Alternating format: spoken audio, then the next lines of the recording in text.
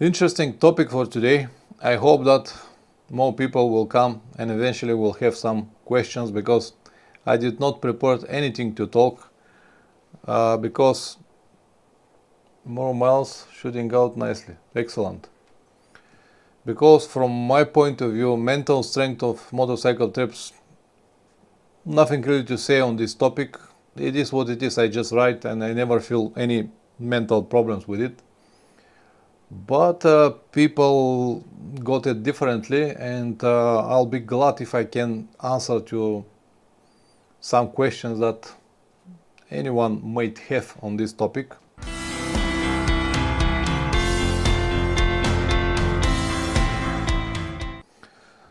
So Richard, the same to you. If you have any thoughts on this topic or any questions, go ahead. Mark my toolkit as mine is good kit on the Himi. So you said that the Himalayan got a really nice kit stock, yeah? With all necessary tools that you might need on the road.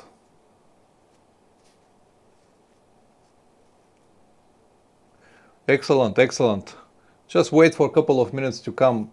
Eventually more people will come and then you can ask me the questions.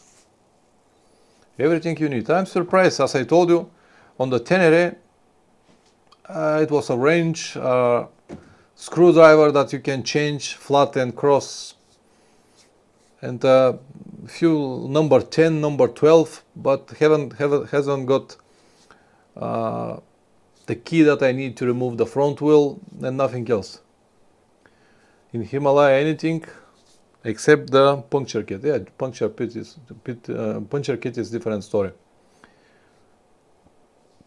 Okay, glad to hear that. Glad to hear that. As I said, many people said that the new version of the Himalaya is completely different story. They improved it a lot.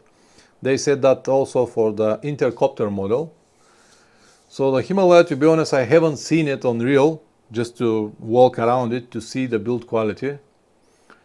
The old model, you know my opinion, but so far so good, as they said. Okay. It was a rainy week. 2 days sun and then rain again, and it rains again now very hard here in Varna, very hard.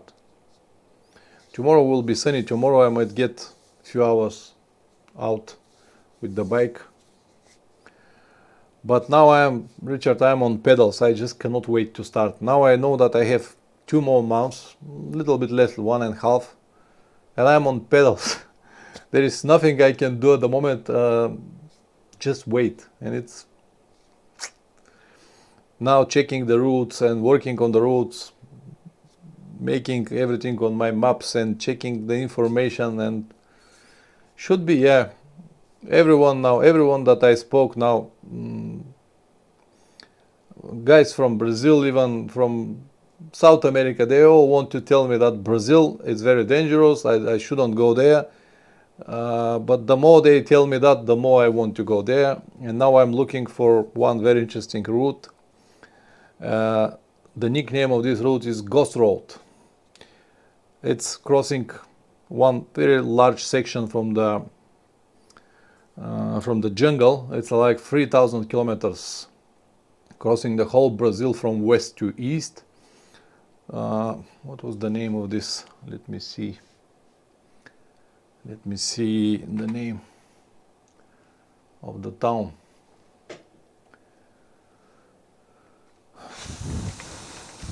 Brazil.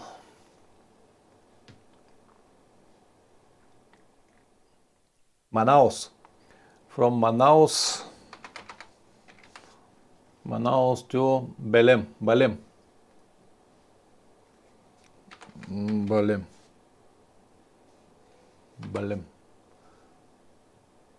Not Belém, should be Belém it was. Belém.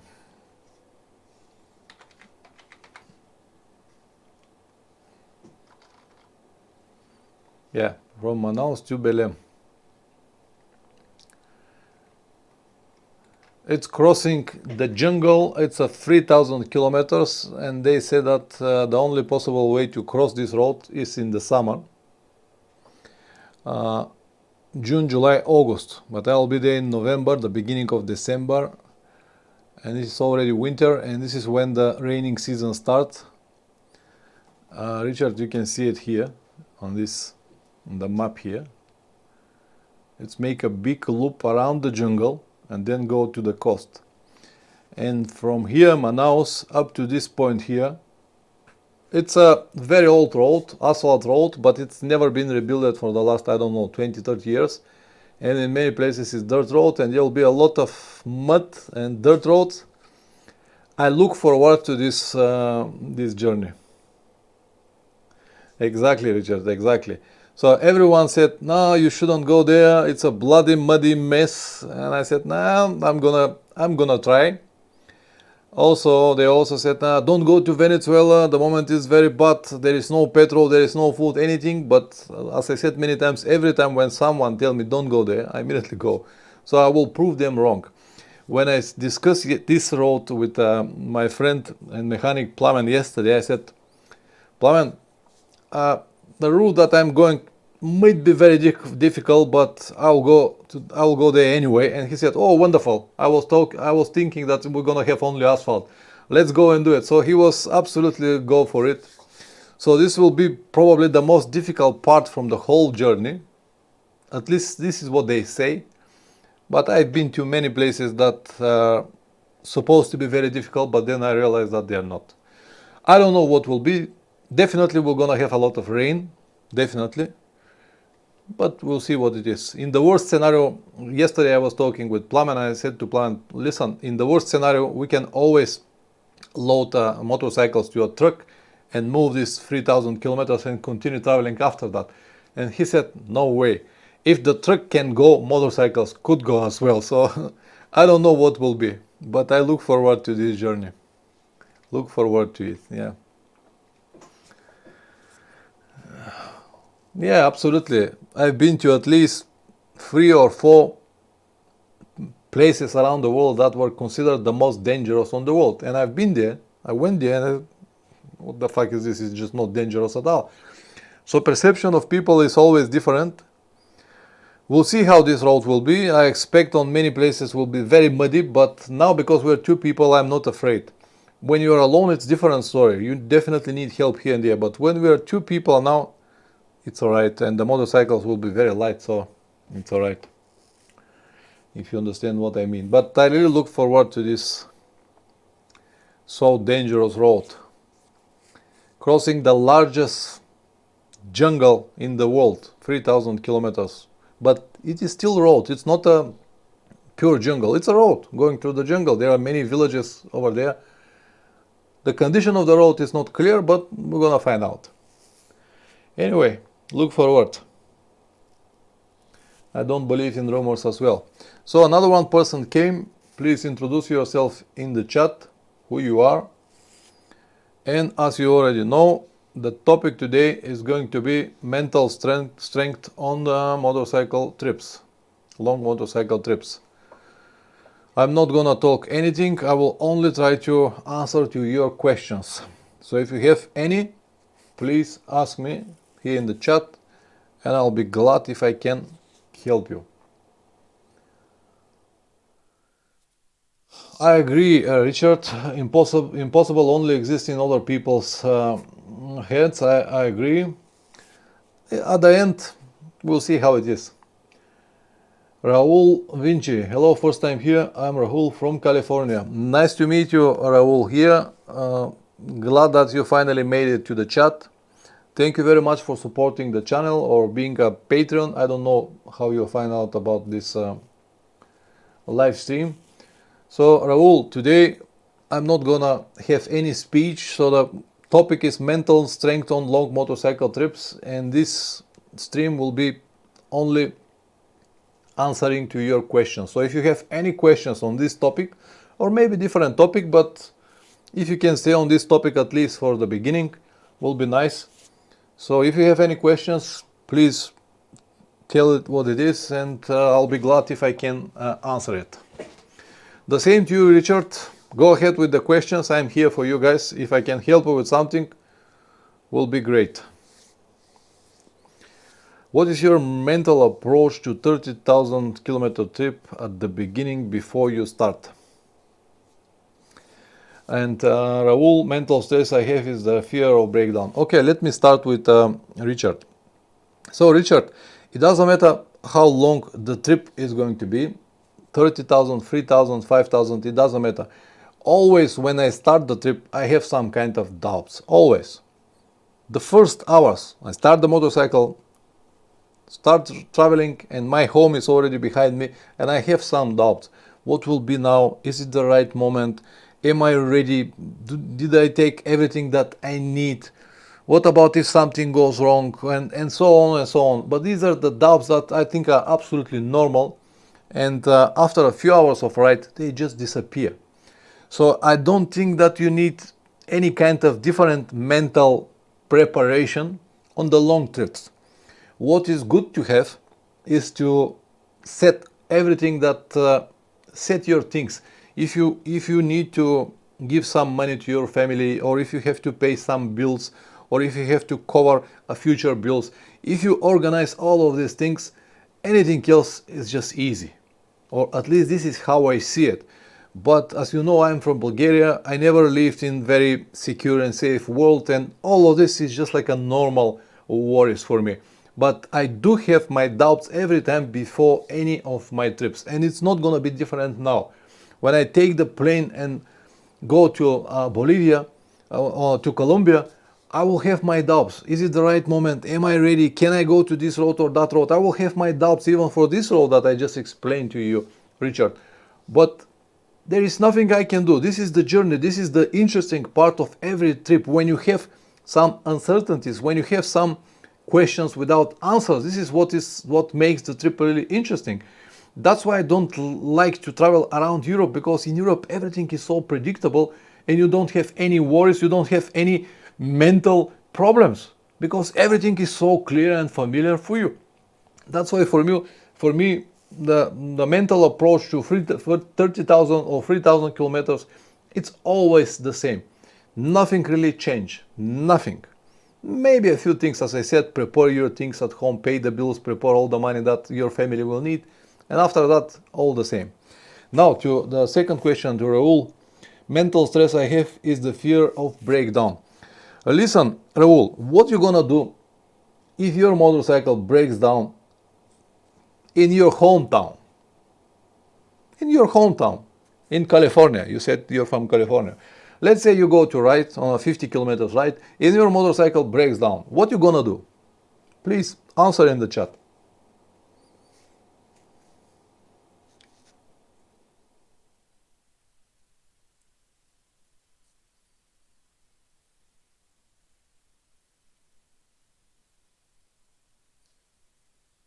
Is it, Raul, the right pronouncement of your name? So,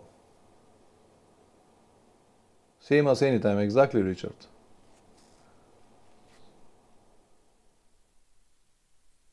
Exactly the same as anytime. You don't need to worry more about it. Okay, repair it or have it repaired. Hi, Pete. Okay. So what you're gonna do, Raul? What you're gonna do if you have breakdown situation 50 kilometers away from your house?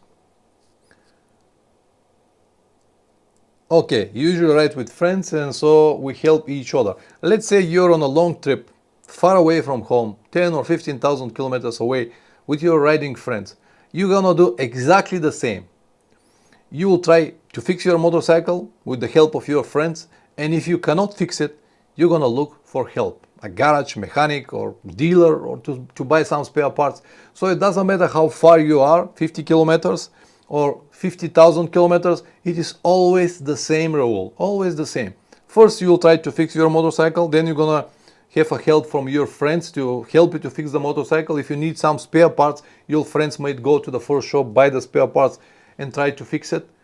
So it is always the same, it doesn't matter how far you are, because everywhere you go, you'll find people, garages, mechanics, spare parts, and so on and so on. And one advice from me, if you want to have a trouble-free trip, make sure that before the trip you make really good maintenance before the trip.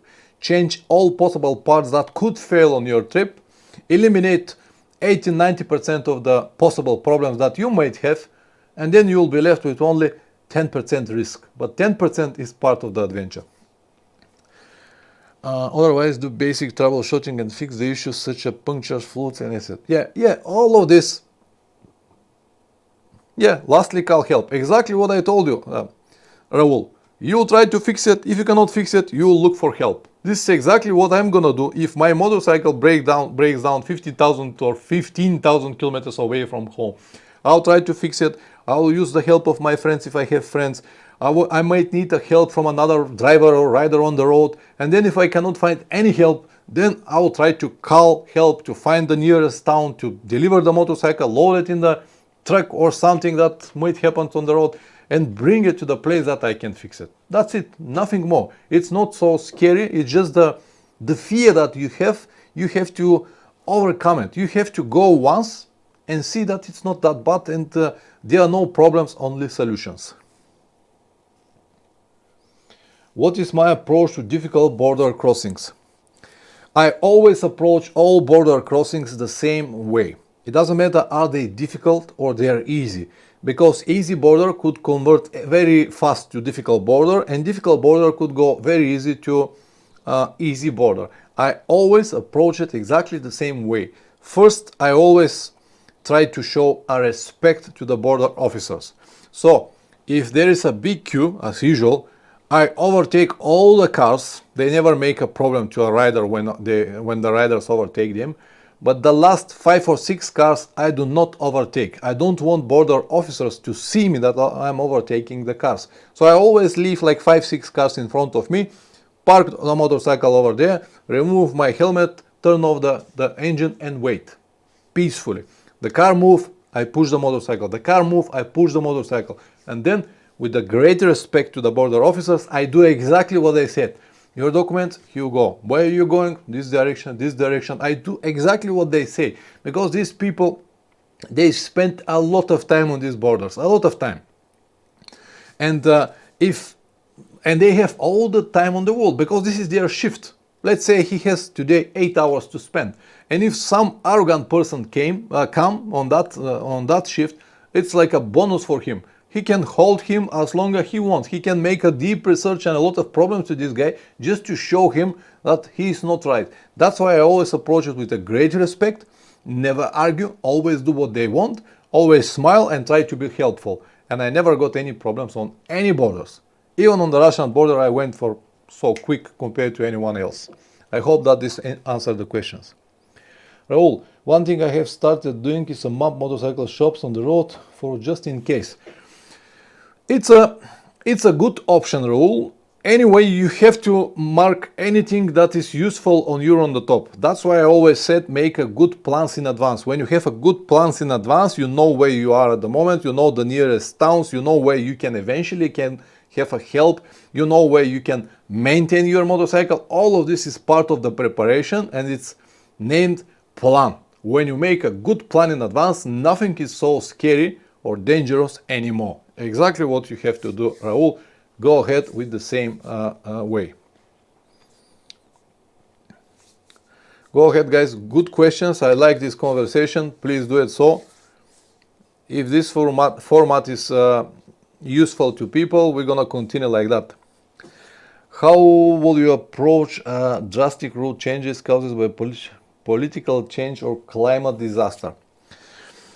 Well, I have done a few crossings like that.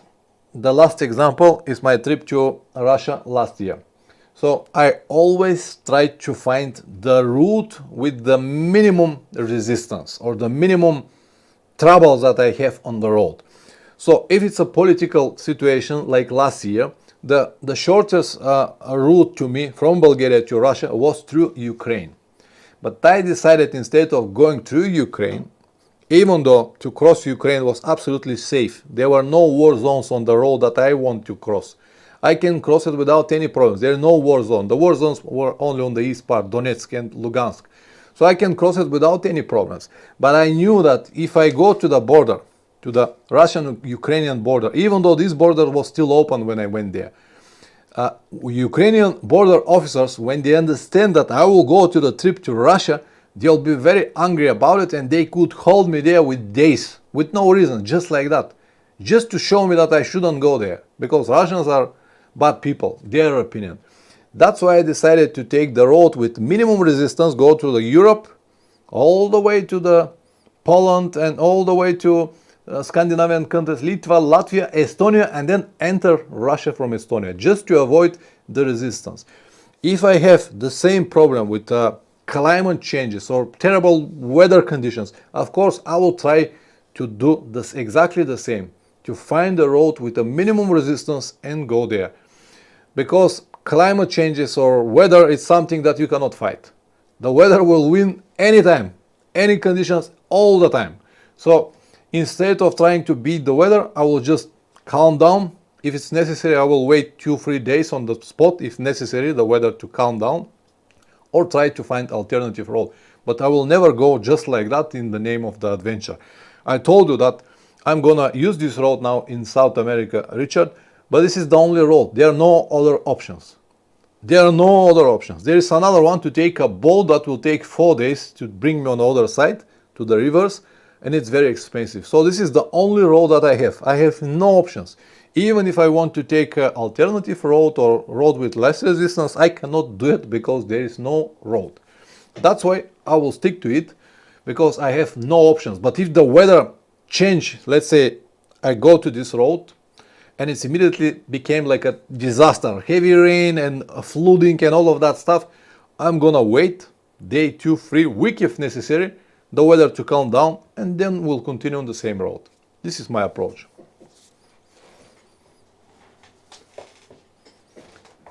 Always try to find the road with minimum resistance. Come on guys, I see 5 people on the chat. If anyone else got questions on the topic mental strength on long motorcycle trips, go ahead. How will you peacefully and loved one? How you're peaceful and loved one who doesn't want you to get because they're afraid for you?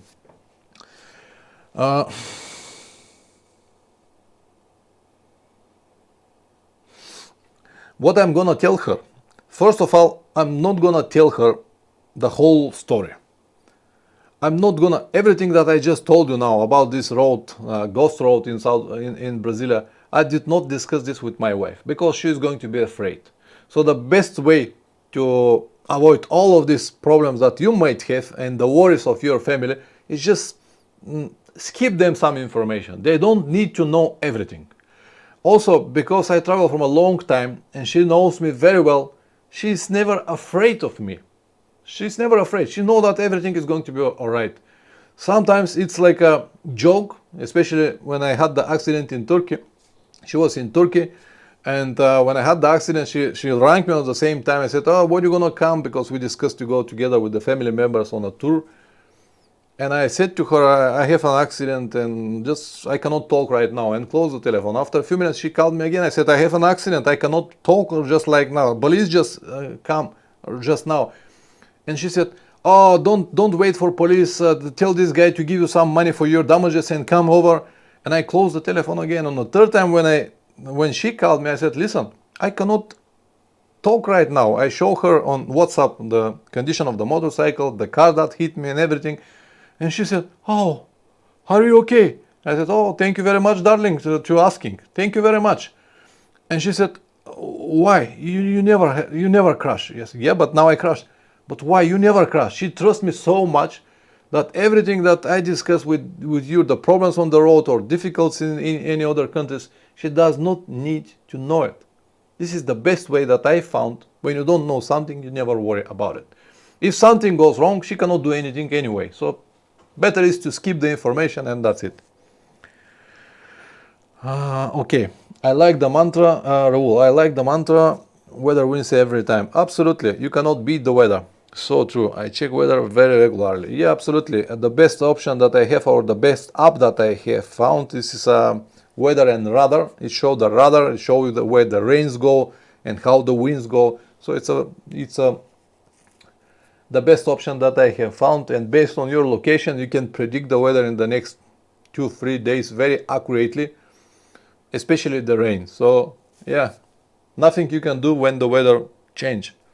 When the weather strikes, we wait, because it's very, very powerful. Richard and Raul, two more people. Who you are? Introduce yourself in the chat. If you have any questions, guys, please go ahead. I'm here for you. If I can help you, I'll be very, very glad.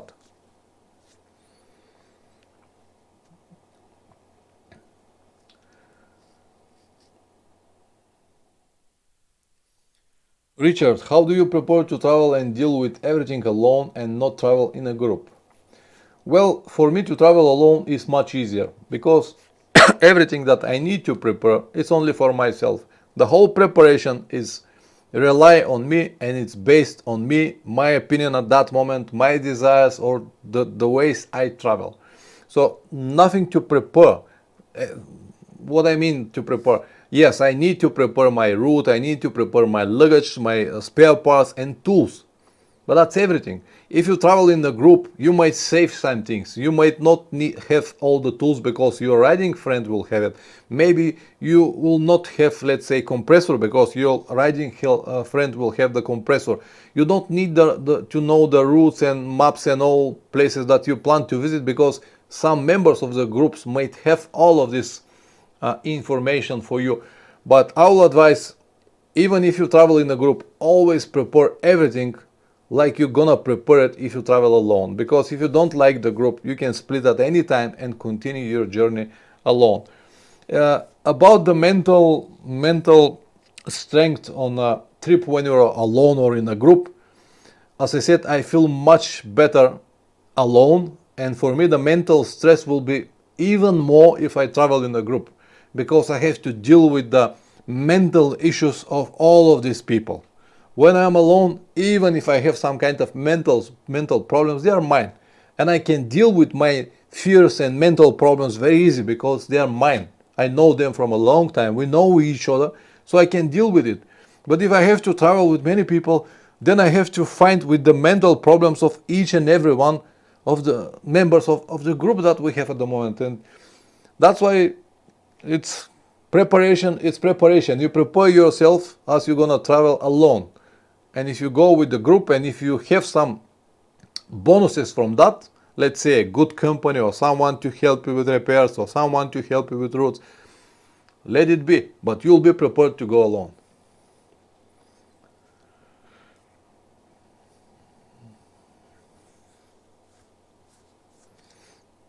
I still don't have the names of the two people that were there. Richard, sometimes the paperwork involved can blow your head, and if you need lots of visas and papers and ship your bike, how do you stop to getting you down and you will head exploring? Well, this is a difficult. I've done it once when I made my trip to Central Asia. I needed altogether 7 different visas, and not only my visas, but I also made the visas of my riding friend Dima, because back in the days I was living in Berlin, so he gave me his passport, and I went to all of these different embassies and made all of these different visas and permissions and everything that we needed.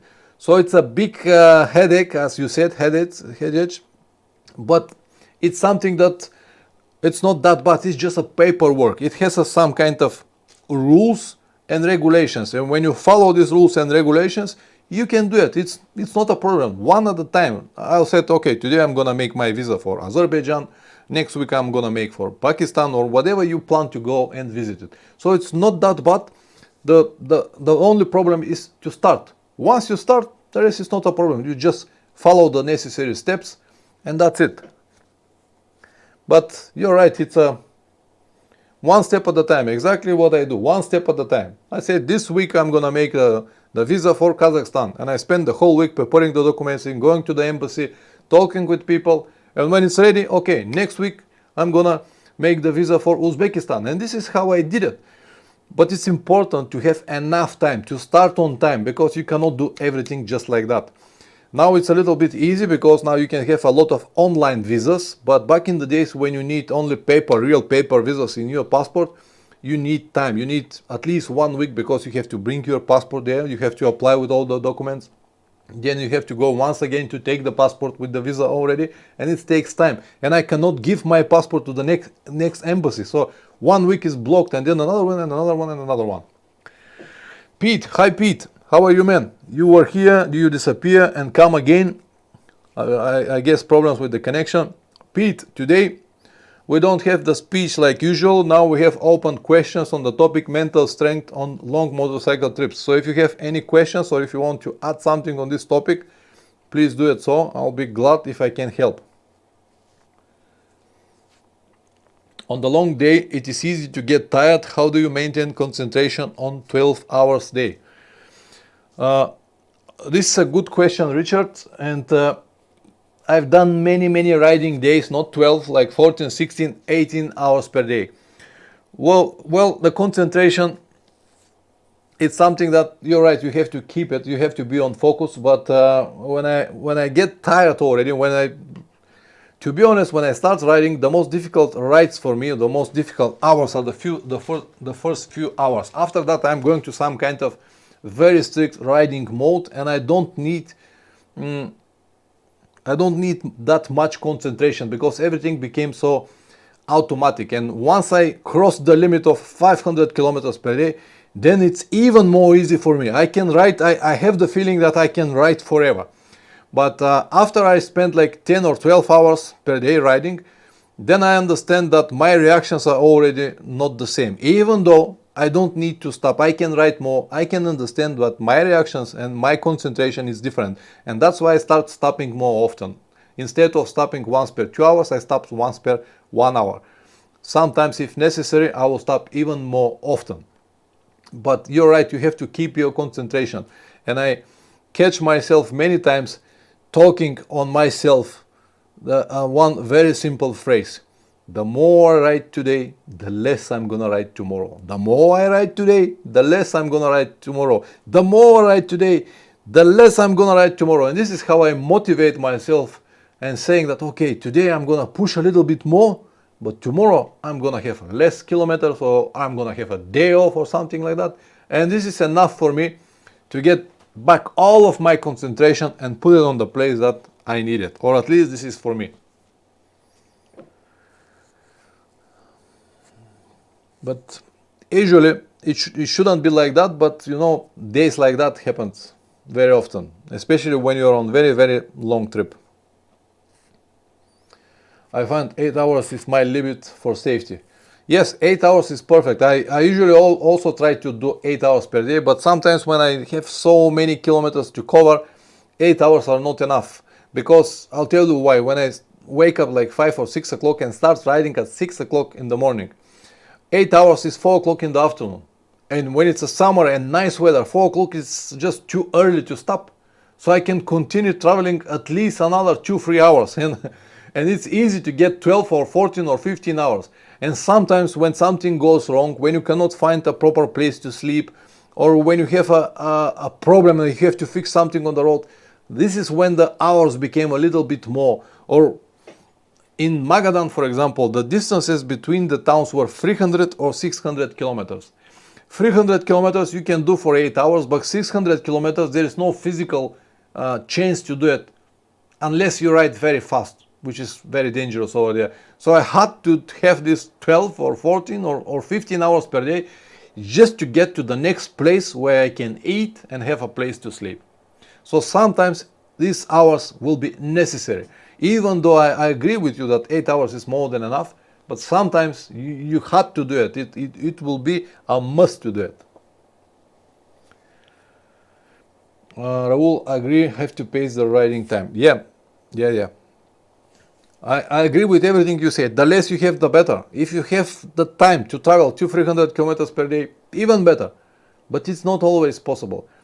Now, for example, on this trip to South America, if everything is going well, I guess that the mileage that I'm gonna have daily to the whole trip is going to be something, the average will be like 300-350 kilometers per day.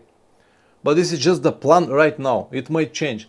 In Russia last year, I've got 450 kilometers per day, the whole trip, 39,000 kilometers if I split it to 3 months. So it was 450 kilometers per day. 450 kilometers, if you have a good roads, you can make it for 5 hours. If you don't have good roads, you can make it for 8 hours. If it's dirt roads, you'll need 12 hours, but you can do it. Having said that, my experience for long distance riding is very limited. Well, Raul, we all start from somewhere. And the experience, the more you ride, the more experience you're gonna get. This is the only option. If you don't ride long distances, you're not gonna have the experience. Richard, some people have dietary problems. Are you strict about what you eat, or do you prefer to eat anything if you're hungry or do? I'm very strict with my diet when I am at home, but on the road I don't have any limitations or any problems with what I'm gonna eat. And I don't eat much when I ride. So usually I don't even have a breakfast. Breakfast I do somewhere on the road. If I have the chance to eat something simple like scrambled eggs or omelette, perfect. I like eggs and I know that they will give me the necessary energy that I need and they will keep me satiated all day. I'll eat something like that, but I don't have any problems to eat any food on the road. But I always try to eat as less as possible during the riding day, because when you eat so much, it's not so comfortable to ride after that. And of course, later in the evening, I always try to get the best possible food that I can get at the moment, just to eat well. On the trips, it's not always possible, but I know that when I'm at home, it's again like a good prevention. When you nourish your body with everything that you need many months before the trip, you can survive 2-3 months on anything you can find on the road. Later when I get back home, I'm very strict again about my food, every day what I eat, what I shouldn't eat. So you definitely need to have a lot of nutrition into your body, and then a few months you can allow yourself to eat some garbage on the road, if you understand what I mean. Prevention is the best option that I have found. But if you have some kind of dietary problems, if you cannot eat this or that, then it might be a problem. But I'm sure that you will find a solution, because everywhere around the world you can find places to eat. And it doesn't matter what kind of diet you have, vegetarian, vegan, or carnivore, or whatever, you'll find the places to eat. Maybe not exactly what you need, but you're not gonna die from, you're not gonna starve yourself. Might be a little bit difficult, but you'll survive. You might lose a little bit more weight, but you'll survive. For example, when I went to Central Asia, I was not eating meat. I was eating only eggs and fish. For 5-6 years, I was not eating meat. So it was a problem for me to eat, because they don't, all the dishes that they have over there were with meat. So I had only once fish, and it was not good condition. I even got a diarrhea from this fish. The other time I spent eating mostly salads and bread, and they did not even have good salads over there. So I ate mostly bread and any garbage that I can find, just to stuff myself with something, so I don't want to be hungry. But even though I survived 20,000 kilometers, 2 months, it's alright. I lost 5 kilos, but I was alright. When I get back home, put it back again. Sometimes, Richard, spares have to be shipped ahead, but finding a place to ship to or having to wait your part arrive can be a nightmare. How do you deal with this?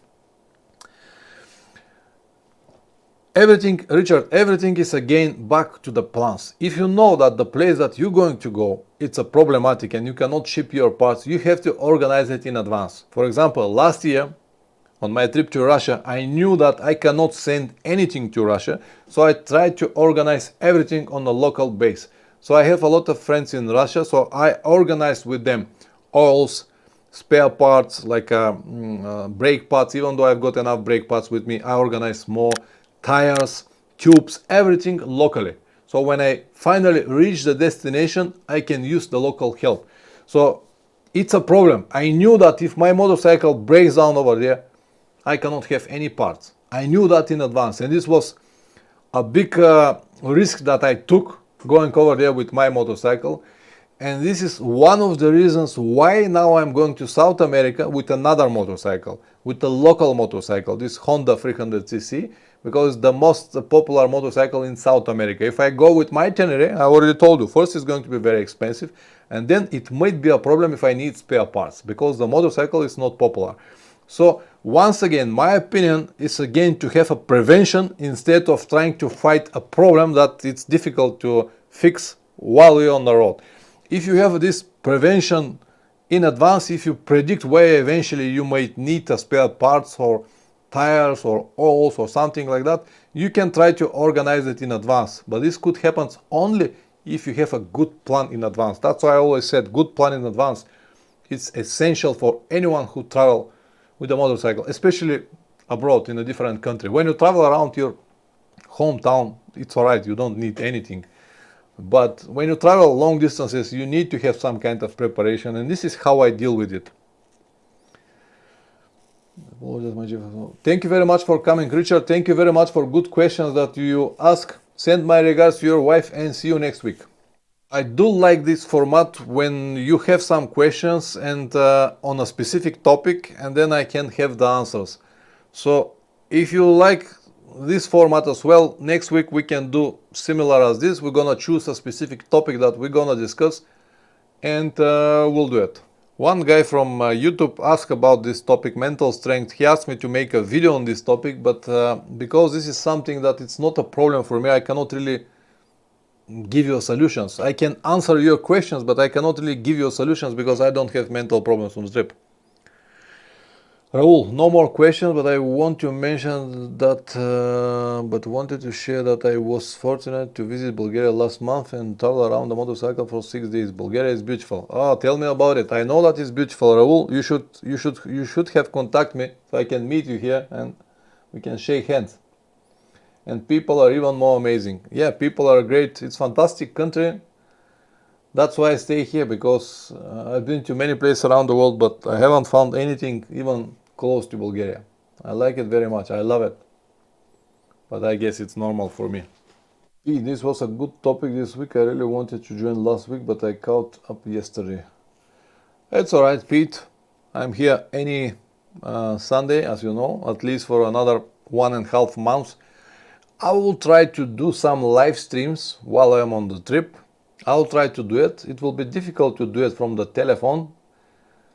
And if I have a good connection, good internet connection, if I find out how to do it on the telephone, I will definitely do it for you guys. It might be interesting for you to have a real location somewhere around South America. But if not, I'll continue doing these live streams when I come back eventually next year on some stage.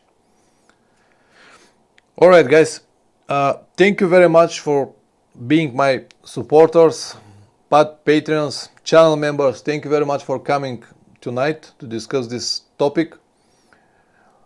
Next week we're gonna do exactly the same format but different topic. We're gonna talk about it. Raul, you're a patron. Thank you very much. Thank you very much for the support. This help is highly appreciated, and I will definitely have short updates as I did in Russia, Pete. Short updates I will upload every few days just to update you how I'm going. A few minutes without any edition. And of course, when I get back home, I will do a detailed video episodes. Today I was preparing my SD cards, and so far I've got like 30 SD cards, which is like almost 2000 gigabytes. That I'm gonna have storage space now for South America, but if it's necessary I will buy even more SD cards on the place. So I hope that everything is going to be alright, and I'll be able to record everything and bring all the information here for you guys, just to know what it is there. Alright, thank you once again guys, and see you next week. Ciao.